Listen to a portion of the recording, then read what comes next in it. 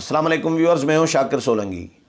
Viewers, कौमी assembly के इजलास के हवाले से बात करूंगा कि अपोजिशन ने आज कौमी असम्बली में एहतजाज किया है। मुख्तलिफ इशूज़ पर, किस किस इशूज़ पर एहतजाज किया गया है और अपोजिशन के साथ जो रवैया है, हुकूमत का रवैया, इदारों का रवैया, नेब का, ये तो आपके सामने है, रोज़ डिस्कस कर रहे होते हैं। लेकिन स्पीकर कौमी असम्बली जो हाउस के कस्टोडियन होते हैं, जिसका किरदार गैर जानिबदार होना चाहिए, उनके किरदार के हवाले से स्पेशली मैं बात करूंगा। कुछ ऐसे इक़दामात किए हैं स्पीकर ने जो आप अपोजिशन के ख़िलाफ़, अपोजिशन की आवाज़ दबाने के लिए, जो आप भी सुनेंगे तो चौंक जाएंगे, हैरान रह जाएंगे कि ये कैसे स्पीकर हैं। ये तारीख़ के पहले स्पीकर हैं जो कोशिश कर रहे हैं। हर स्पीकर कोशिश कर रहा होता है, क्योंकि सियासी वाबस्तगी तो उनकी होती है पहले, लेकिन स्पीकर बनने के बाद वो गैर जानिबदार रहने की पूरी कोशिश कर रहे होते हैं। लेकिन ये पहले स्पीकर हैं जो पूरी कोशिश कर रहे हैं कि जानिबदार रहें और पीटीआई से भी 2 कदम आगे अपनी वफ़ादारी दिखाएं इमरान खान के साथ, पीटीआई के साथ, अपोजिशन के ख़िलाफ़ कार्रवाइयाँ करके। इस पर डिटेल में जाने से पहले उन दोस्तों से दरख्वास्त करूंगा जिन दोस्तों ने मेरा चैनल अभी तक सब्सक्राइब नहीं किया या चैनल पहली दफ़ा देख रहे हैं, वो चैनल को ज़रूर सब्सक्राइब करें ताकि आने वाली जो अपडेट्स हैं पॉलिटिकल, वो भी आपके साथ शेयर होती रहें। और अगर प्रोग्राम अच्छा लगे तो इसको शेयर भी करें, लाइक भी करें और कमेंट्स भी करें। तो व्यूअर्स, पहले करेंगे कौमी असम्बली के इजलास में एहतजाज की बात। उसके बाद स्पीकर के कुछ जो इक़दामात किए हैं अपोजिशन के ख़िलाफ़, उनकी बात करूंगा।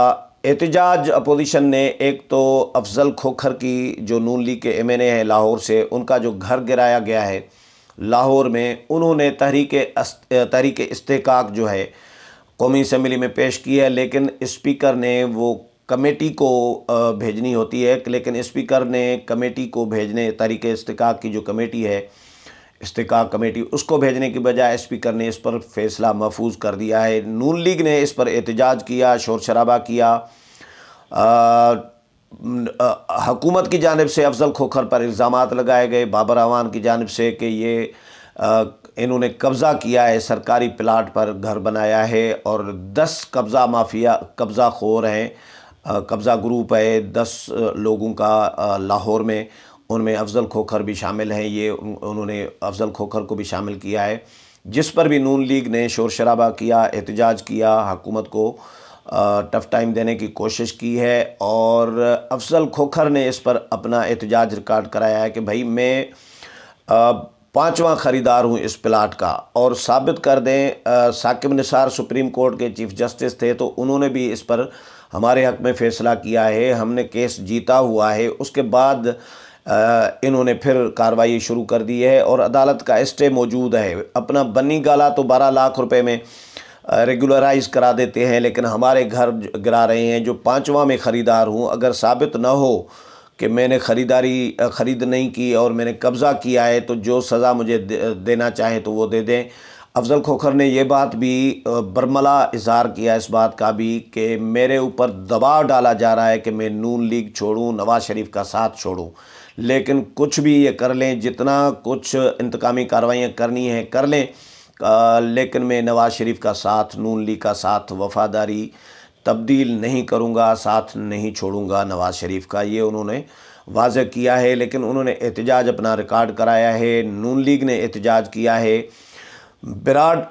ब्राडशीट स्कैंडल का मामला आया और उस पर जो मुआविन ख़ुसूसी हैं एहतसाब के, उन्होंने जब वजाहतें वहाँ पर पेश की ऐवान में, और उन्होंने कुछ एतराफ़ भी किया कि ज़ाहिर है, तस्लीम भी किया कि ब्राडशीट स्कैंडल में पाकिस्तान के कौमी ख़जाने को बहुत बड़ा टीका लगा है। लेकिन इल्ज़ामात वही, रिवायत वही है इनकी पुरानी, कि माजी की हुकूमत उन्हें किया है। मुआहदा 2000 में हुआ था, मुशर्रफ दौर में। 2000 में तो ज़ाहिर है मुशर्रफ थे, तो 2003 में फिर कैंसिल हुआ, फिर बाद में फिर हुआ, 2008 में हुआ, ये हुआ, इस तरह की बातें करके उस पर ये वक्फ़े सवाल में था।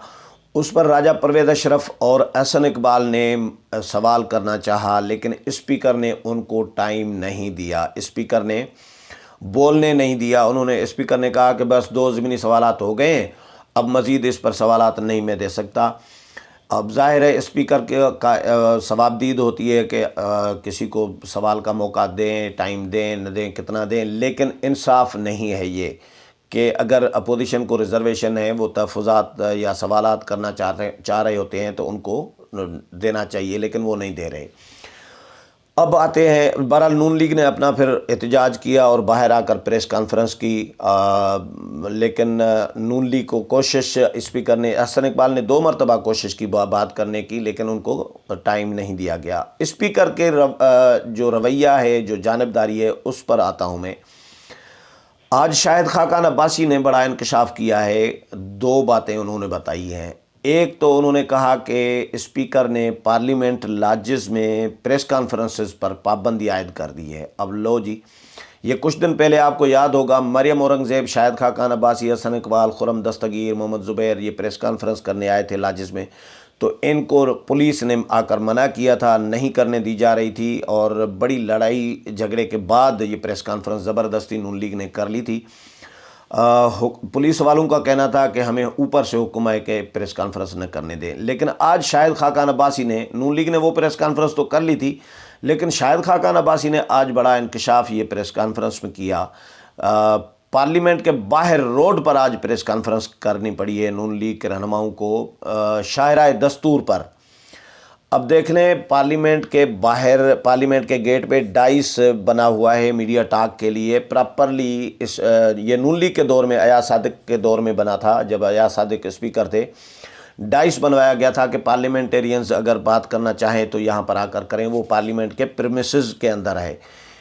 اب انہوں نے پابندی عائد کر دی ہے پارلیمنٹ لاجز میں، تو انہوں نے اسپیکر اسد کیسر نے کوئی نوٹیفیکیشن سنائے جاری کیا ہے، شاہد خاقان عباسی نے کہا ہے کہ نوٹیفیکیشن جاری کیا ہے کہ کوئی پریس کانفرنس نہیں کر سکتا، تو انہوں نے، نون لیگ نے احتجاجاً پریس کانفرنس شاہراہ دستور پر آ کر کی ہے۔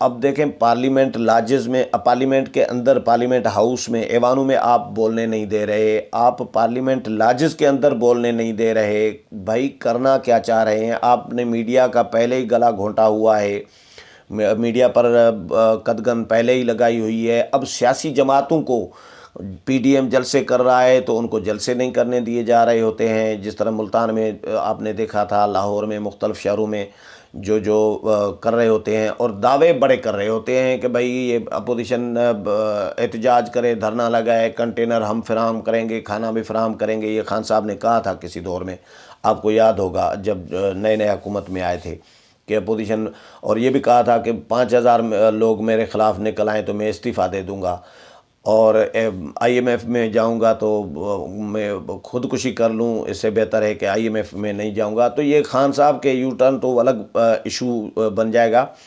اسپیکر نے دوسرا کام آج جو شاہد خاقان عباسی نے بتایا کہ اسپیکر قومی اسمبلی اسد کیسر پی ٹی آئی کے پارلیمانی پارٹی کے اجلاسوں میں جاتے ہیں۔ اب اسپیکر کا یہ کام ہی نہیں ہے، ان کو نہ روایات کا پتہ ہے، نہ اصول، نہ اخلاقیات، نہ قانون، نہ آئین، نہ جو قواعد و ضوابط، سب کو بائی پاس کر کے اپنی مرضی منمانی جس طرح کرے جا رہے ہیں، کیونکہ لاڈلے ہیں نا، ظاہر ہے سلیکٹرز نے ان کو پلیٹ میں رکھ کر اقتدار دیا ہے، تو ان کی مرضی ہے، جو دل کرے یہ کر رہے ہیں۔ اسپیکر کا یہ کام ہی نہیں ہے کہ وہ حکومتی جماعت کی پارلیمانی پارٹی کے اجلاس میں جا کر بیٹھیں۔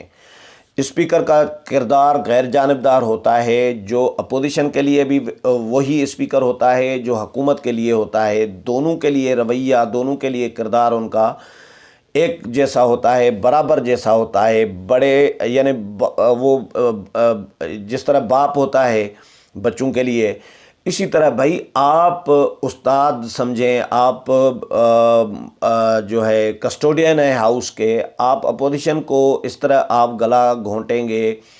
کمیٹیوں پہ پابندی آپ نے عائد کر دی تھی پہلے، آپ کو یاد ہوگا، میں نے پروگرام بھی اس پر کیے تھے، جب اپوزیشن کے لوگوں کو جیل میں رکھا گیا تھا، 11-12 لوگوں کو، بڑے جو نام ہیں، ان دنوں میں کمیٹیوں میں جو ہے پروڈکشن آرڈرز کے ذریعے ان کو بلایا جاتا تھا، کیونکہ کمیٹیوں کی سربراہی کچھ آدھی جو ہے اپوزیشن کے پاس ہے، تو اپوزیشن کے جو کمیٹیوں کے سربراہان تھے، چیئرمین تھے، وہ پروٹیکشن آرڈر جاری کر دیتے تھے خورشید شاہ کے، زرداری کے، خواجہ سعد رفیق کے، شاہد خاقان عباسی کے، مختلف لوگوں کے جو گرفتار لوگ تھے اپوزیشن کے. تو اسپیکر نے حکومت کے کہنے پہ، اسپیکر نے بہانہ تو کفایت شعاری کا کیا، اب چائے پانی پہ کیا خرچہ آئے گا، یہ جتنی کرپشن انہوں نے کی ہے اس پہ کوئی خرچہ قومی خزانہ ضائع نہیں ہو رہا، چائے پانی پہ جو ہے فضول خرچی ہو جاتی ہے. تو فضول خرچی کے نام پہ انہوں نے پابندی عائد کر دی